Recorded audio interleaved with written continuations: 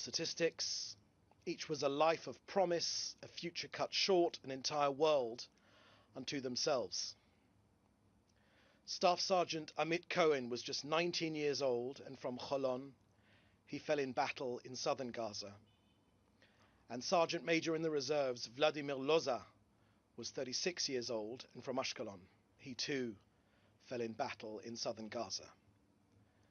The Prime Minister sent heartfelt condolences to the families of Staff Sergeant Amit Cohen and Sergeant Major Vladimir Loza. The Prime Minister said that Amit and Vladimir had fought bravely to safeguard Israel's security. He said that together with the entire nation, we mourn their loss and embrace their beloved families.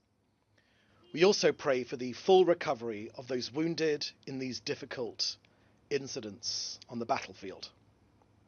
May the memory of our heroes be blessed and cherished forever.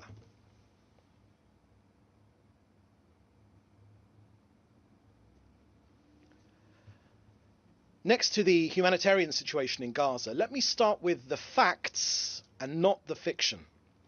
In Gaza today, there is no famine caused by Israel. There is, however, a man-made shortage engineered by Hamas. Now, too often, the full story is not being told. This suffering exists because Hamas has created it. The suffering exists because Hamas has made it so. So here are the facts. Aid has been flowing into Gaza through two main channels.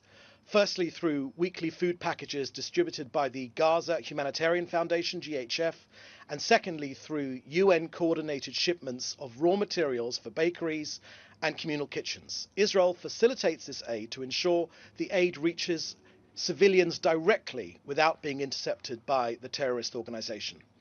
Now, these trucks carry food, they carry medicine, essential goods, and medical equipment are entering continuously, including medical teams from international organizations, which continue to enter as well. Now, let's look at the scale of these trucks going in. I can share with you that COGAT, the body responsible for getting aid in, has between the 19th and the 22nd of July, that's between Saturday just gone and Tuesday, more than 4,400, that's 4,400 aid trucks have entered Gaza. And in the coming week, an additional significant volume of additional trucks will also enter.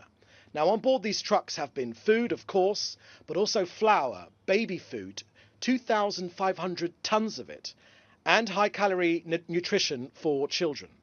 The American Aid Foundation, GHF, is providing essential assistance delivered directly to Gazans through its distribution centers. Just yesterday, GHF distributed more than 2 million meals to Gazans. That's 2 million meals distributed to Gazans in one day. And there were no unusual incidences.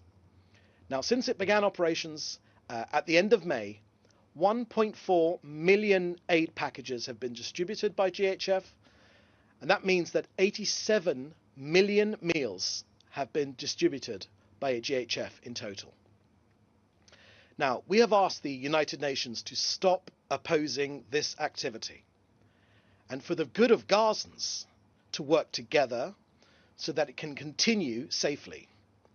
Hamas, on the other hand, has stepped up its efforts to prevent direct distribution of this food and aid to Gazans, and this is further proof of Hamas's cruelty.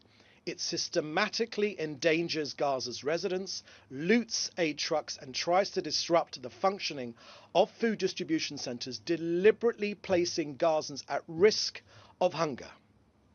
Now, next, this is very, very important.